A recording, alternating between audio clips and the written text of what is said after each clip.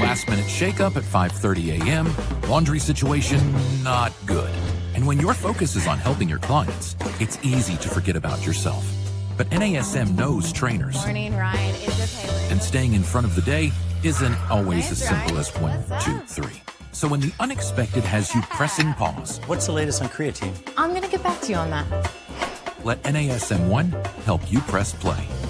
Visit NASM.org to sign up for a membership today.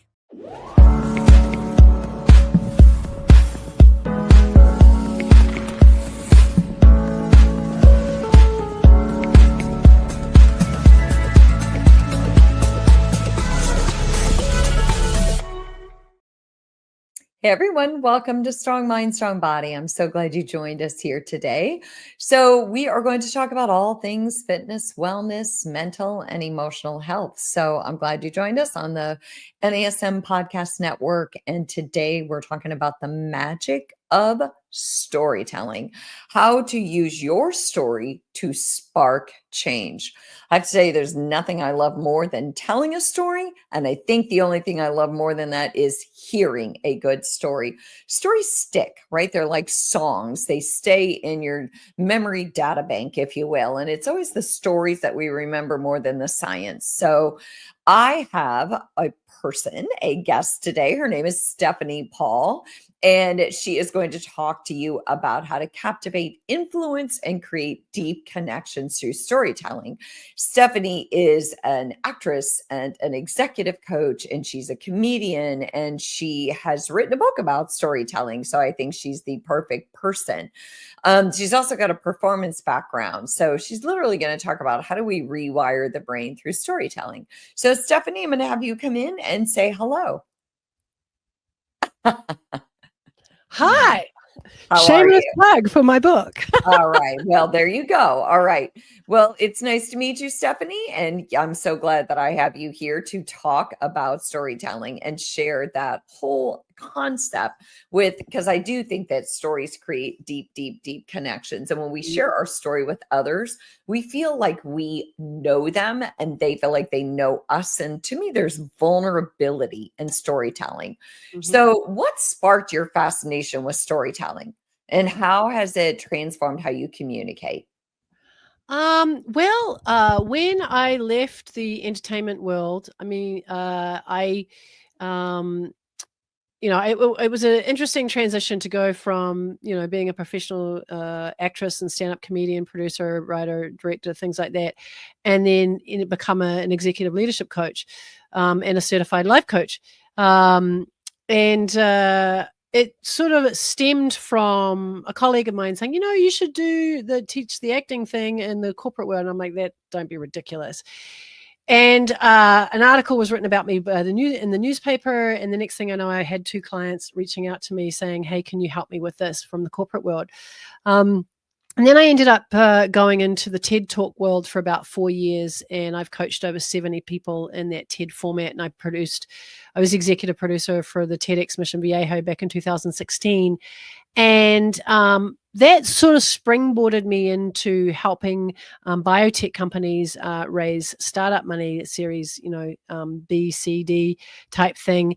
And I realized all of a sudden that I was working with people who had PhDs in science. And I'm like, I don't think I can just sort of like prattle on with some acting and some stand-up and some comedy and some storytelling stuff. I really need to understand the science behind it now that I'm working with real scientists. So that's kind of where I started the deep dive into the science, the biology, the neuroscience, and why storytelling actually works on our biology and our brains. Yeah, that's interesting, actually. And I can see where you would say, okay, I need to tell stories, but I need to support that by science because these are people who are grounded in science. And that makes a lot of sense to me. So, can you share a moment when literally, like that whole magic of storytelling literally changed someone's behavior or their response in real time? Mm-hmm. I can actually. I was thinking about this, has happened many times, but I was trying to think of something that was sort of recent and poignant. And my partner has 2 children from his previous marriage, and they are 13 and 16 right now. And one of them, the youngest, he was having an issue going through something that's very normal when you have children and as you're growing up, where is he thought that we loved his sister more, his elder sister, more than we loved him, and we were giving her better, more positive attention. And he was having this issue with that, and he was not, his behavior had not been gracious because he was being very jealous in the way he was responding to things. And I told him a story, and I said, you're not that different from me. And he was like, what do you mean? And I said, I'm the youngest of 4.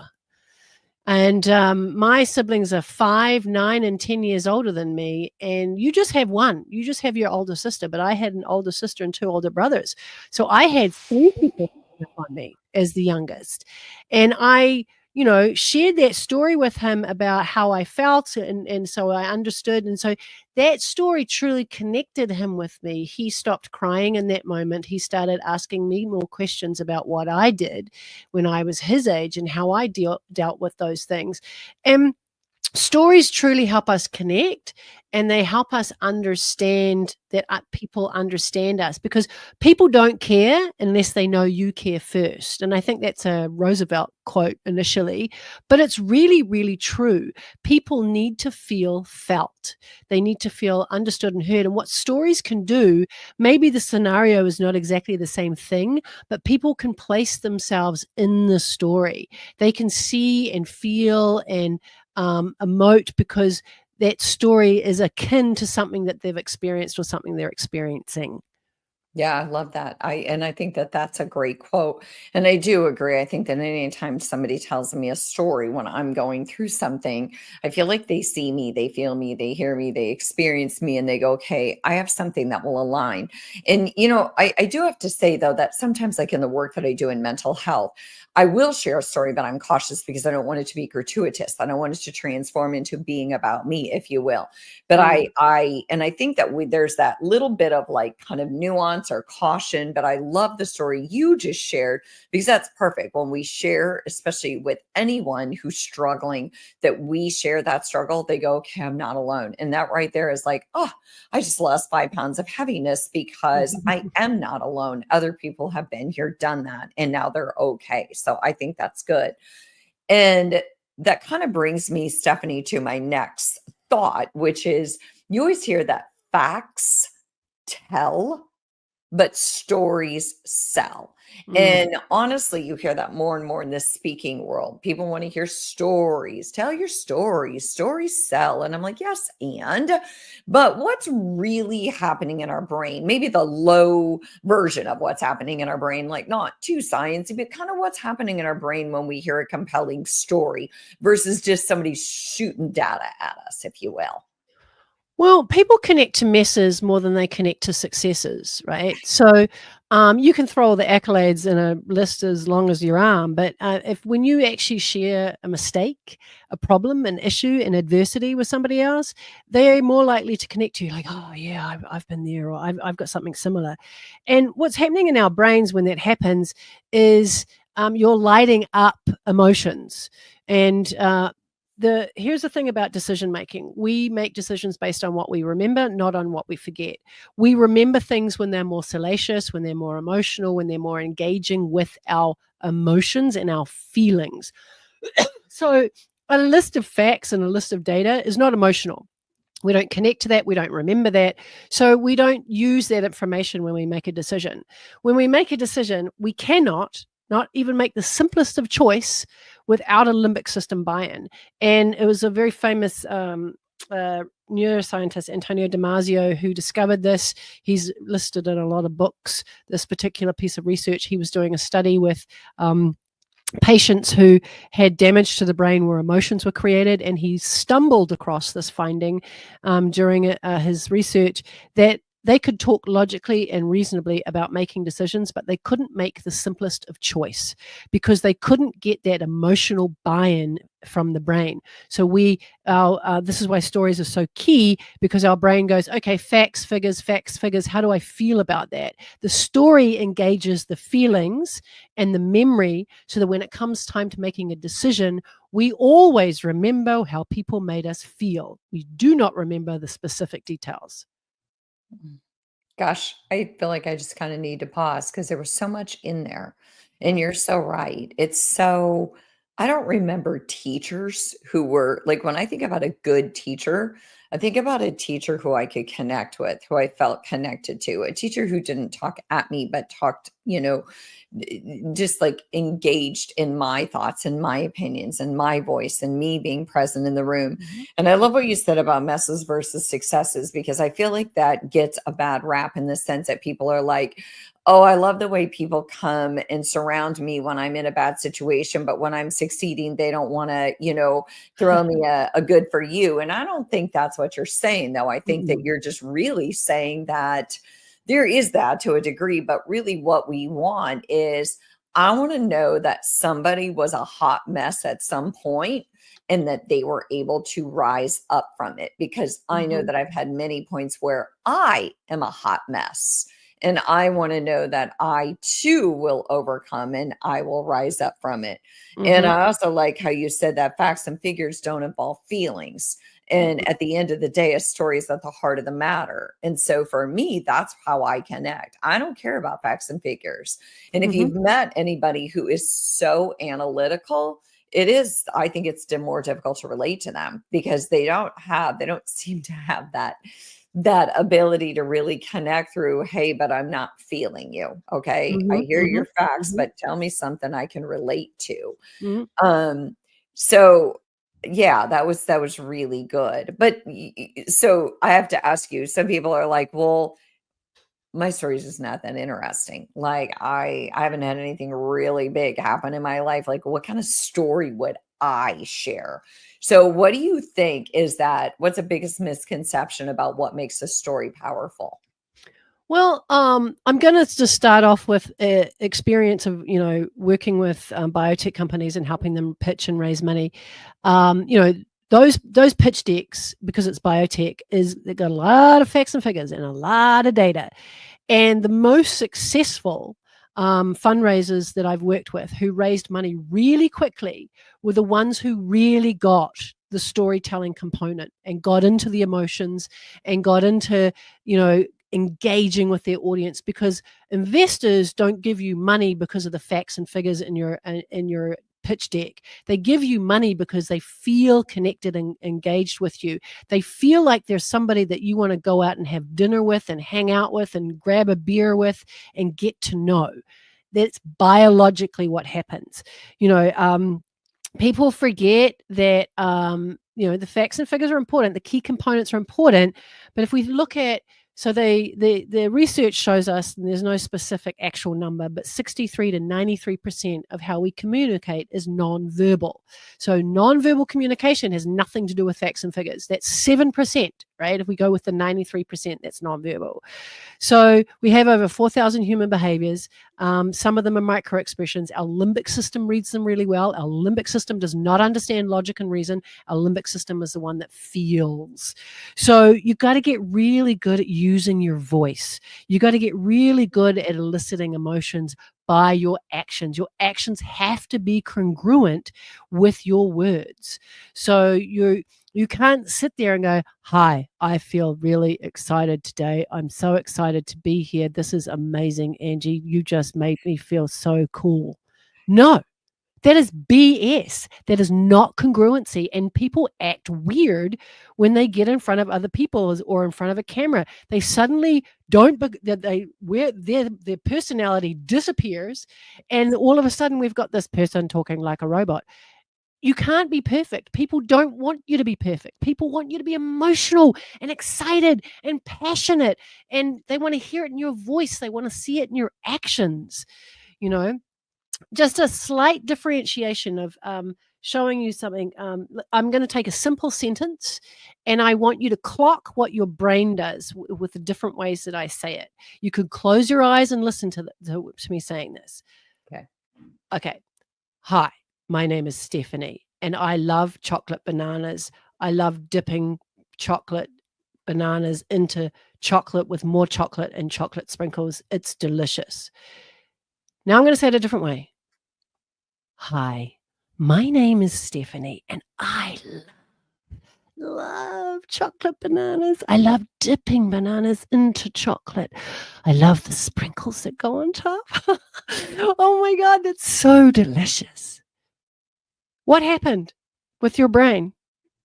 So I went from feeling sleepy and bored to feeling your passion and feeling hungry for exactly what you were referring to, because you got me, you captivated me.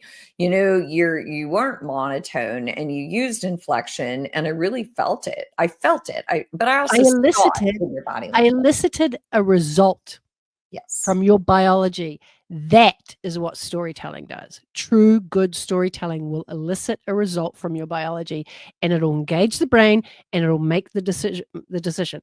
If I was to talk like that, like the chocolate banana story all the time, you'd be like, oh my God, she's amazing. And I always feel hungry when I'm around her. That would be the feeling that you would remember. Yeah. Well, then I wouldn't be able to hang around you anymore, because I'm like, Stephanie, I can't just be walking around being hungry all the time. Okay. You can't just talk about food nonstop. But I love that analogy, because I do think that, I'm in a speaker group, and that's exactly what we talk about, is telling stories. And we talk about, timing and what kind of story we're going to tell, and how we're going to engage the audience, and how once we've got them and we've told our story and they're listening, now we can get into some of the other stuff, the science or what have you. But people want to hear a story. They want to connect with you. They want to know your story, and they want to know more than just what you know. They want to feel like you want to know about them, right? Mhm, So mhm. we all know what we know, but how much do we know about the people sitting in their seats? And I think they want that. They want to know that I care about them, that I'm not just going to talk at them for an hour. Mhm. So I like that. So you, Stephanie, you work with all these different professionals. You've worked with actors and comedians, and now you work with executive coaches. What do you think has been like a surprise, or it doesn't have to be your biggest surprise, but what's a surprising secret that you've discovered about storytelling that people don't really realize? I think I kind of a little bit I mentioned it before, but that the fact that story and laughter are innately built into our brain. Um, I had a comedian, J. Chris Newberg, a friend of mine, who's probably most famous for roasting somebody on America's Got Talent, and him and I went to an open mic together one night, and he said to me before I went up on stage, he goes, "Just go up on stage and say nothing for like 2 minutes." And I'm like, "I'm not doing that." That was terrifying to me. I wasn't. It was a sort of beginning of my career as a comedian, and I watched him. He went up after me, and I watched him go up on stage, and he didn't say anything for about 2 minutes, and he just stared at the audience. He had them rolling in their seats. He'd done nothing. He'd done absolutely nothing except for, with an amusing look on his face, stare at the audience. And they biologically got themselves into laughter. It was contagious. The first person started laughing, then everybody started laughing, and he had said nothing and done nothing. And I was speaking at a CEO conference. There was probably about 300 CEOs in the audience, and somebody raised their hand and asked me at the end of my presentation, because I was talking about the power of scripting and story, and he said, "How do you engage in an audience without saying anything?" And I did exactly that. I took my friend's tool from the comedy show, and I just started looking at people in the eye and smiling at them. And within about 30 seconds, I had a room of 300 people laughing and giggling. And I looked back at him and I said, "Does that answer your question?" And he's like, "Oh my God, yes." And same question has come from another audience, where a young guy raised his hand, and it was a sales group. And he said to me, "Can you tell a story without speaking?" And I said, "Have you ever heard of Marcel Marceau or a mime? Of course you can tell a story without speaking, because if the emotions and the biology are there, we don't need the words. We read each other very, very well." So I think that's one of the secrets, and some of the things that are misunderstood, and I'm going to say it again because I really want it to be clear, is we must be congruent. We must be congruent with our behavior and the things that we're saying. We must feel it in order for others to believe it. And part of storytelling, a huge part of it that's really important is listening. And it's not just listening with your ears to what people are saying, it's listening to their biology, it's listening to their non-verbals. People will always tell you what they're thinking. You don't have to read their mind. The better you get at reading non-verbals and human behavior, the better you'll become as a storyteller, because you'll always give your audience what they want to hear. That is so powerful. That is so true, because I think that if you don't have a good read, and it goes back to the whole emotional intelligence piece, you kind of have to be able to read a room in order to, you have to be aware of what people, how they're responding to your words.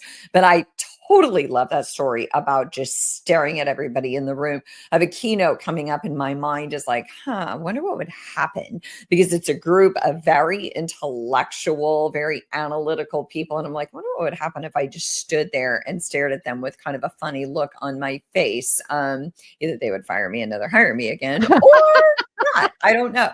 But I want to reset for a minute here. So my name is Angie Miller. This is Strong Mind, Strong Body. I'm talking to Stephanie Paul. She is a magical storyteller, and she's also an executive coach. And we're talking about the magic of storytelling, how you can use your story to spark change. And no, you don't have to have this big, powerful story.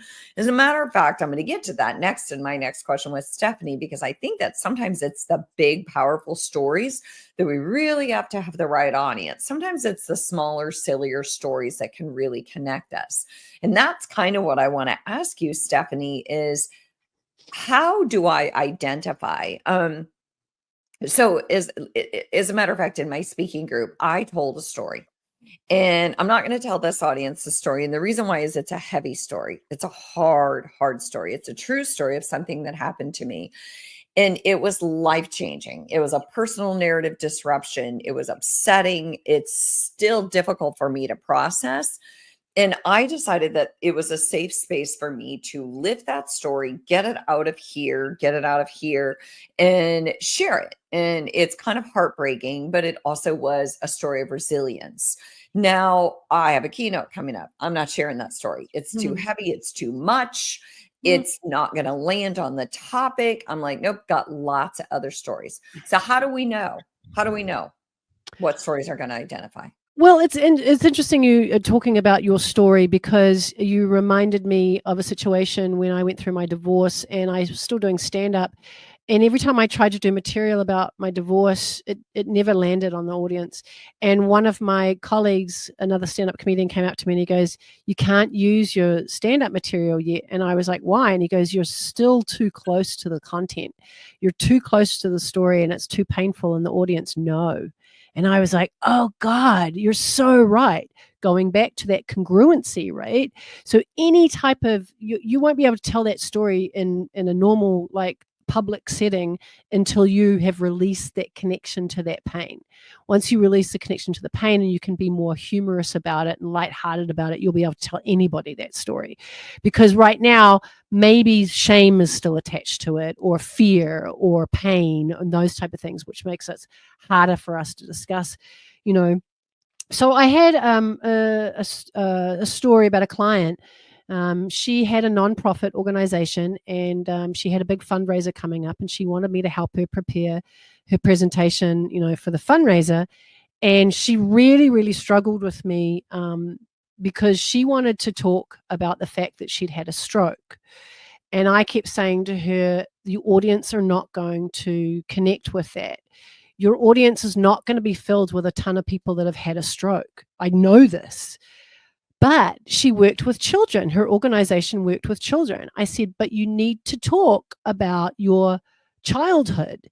The audience will connect with what happened in your childhood.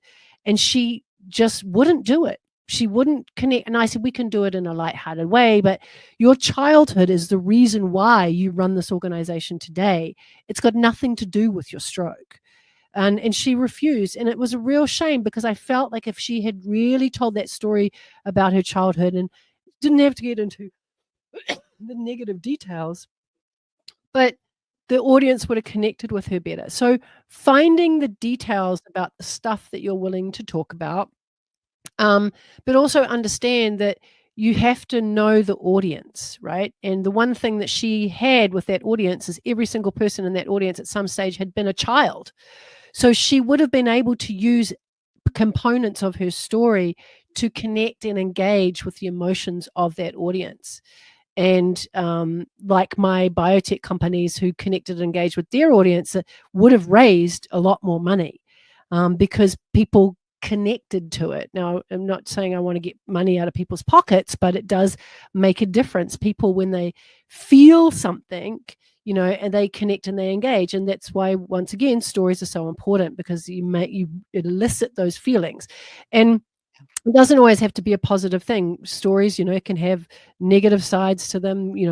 Horror stories, can take us through fear and anxiety and all those types of things. Excuse me. You have to know what the result is that you're wanting to elicit from your story. So what are the emotions and what is the result that you're looking for? And that's the key component to what part of the story or how you shape your story. That was really good. And I've been processing that. And I think that, you mentioned earlier, release the connection to the pain before you can really tell a painful story. And that was really good, because I do think you can take people into pain, but you have to have that purpose for why you're taking them there. And can you pull them back out? Because we've all been in a room where someone tells a story, and then we are so emotionally connected to that story that we're almost uncomfortable, because we sense that the person telling the story is not far enough away from it. And we're like, oosh, how are they going to get out of this so that they can keep us, but where we're not comforting them? You're right. I mean, it's like kind of that weird nuance of, I don't want to comfort the speaker. Okay. I want to feel the speaker, but I don't want to feel like I have to hand the speaker a box of tissues, because then it becomes kind of uncomfortable. Am I catching that nuance correctly?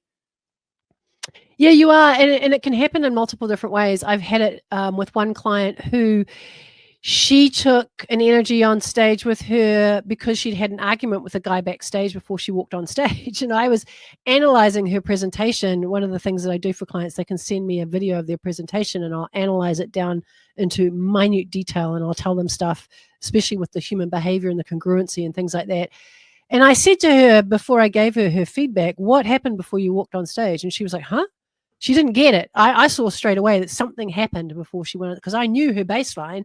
I knew the type of person that she was. I'd worked with her and her team. And she said, oh, I got into this argument with this beep, beep, beep, like the guy backstage and blah, blah, blah. And I said, do you realize that you took that negative energy on stage with you and you came across like a giant, witch with a capital B? And she was like, oh my God, I had no. And I said, that's not your personality, but you had that residual energy of that argument and you carried it through your entire presentation. And I was in a situation where it was the International Coaches Federation, and they asked me to open their conference one day because they wanted it high energy and all that good stuff. So I opened it, but I also talked to them about presenting and storytelling and things like that. And funny enough, at the end of the day, the keynote presenter came along, and he hadn't been there all day. He literally showed up like 10 minutes before his presentation, which I always say to people, don't do that. Get to know your audience. If you can be there all day and you're speaking at an event, you should try and be there and get to meet people. It's super key. And he started doing all the things that I had coached and told in my presentation people not to do with the audience.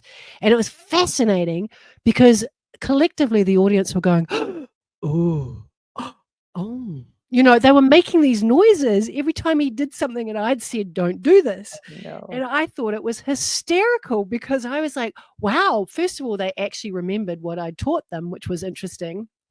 And because I was reading this guy's behavior, I actually had the guy who had spoken earlier in the day sitting in front of me, and he had done the mindfulness and meditation presentation. And I kept tapping him on the shoulder and I said, the speaker's going to talk about this next. And he goes, how do you know? And I said, just watch. And the speaker did actually, his next topic was about what I had just mentioned. And he was like, you're creepy. How do you know this? And I said, I'm reading his behavior and I can see the childhood anger that he still holds on being picked on at school. Like, it was bizarre. Like, I was just in the zone of reading his behavior because I've spent 30 years doing a technique which it teaches you how to read behavior. But it was really interesting. So those congruency things are really, really key with storytelling, and human behavior is a really, really big component of it. Yeah. Nonverbals. So, Stephanie, really what I hear you say is that poor man. He had no idea. But that's what he gets for showing up at the last minute. But that's so true. You do. Anytime I do any kind of speaking, I'm always in the audience well ahead of time because I want to know how other people, what topics they're selecting, how the audience is responding. And then I kind of know, okay, I think I need to bring this into the room. So, Stephanie, we're going to close the show. And I just wanted to give you an opportunity to tell people how to reach you before we go. They can reach out to me on LinkedIn. My name's Stephanie Paul. They can email me through my website, stephaniepaulinc.com. They can buy my book on Amazon, Unlock the Magic of Story. And I do have an online training coming up in the spring.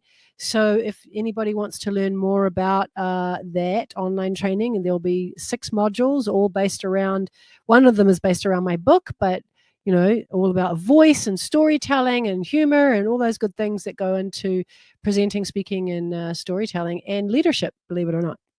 I bet that'll be fascinating. Well, Stephanie, I really appreciate you coming on. And I really appreciate all of you with listening on Strong Mind, Strong Body for joining us for this episode and for all of our episodes. I hope that you go out and share your story with somebody. We'll see you next week.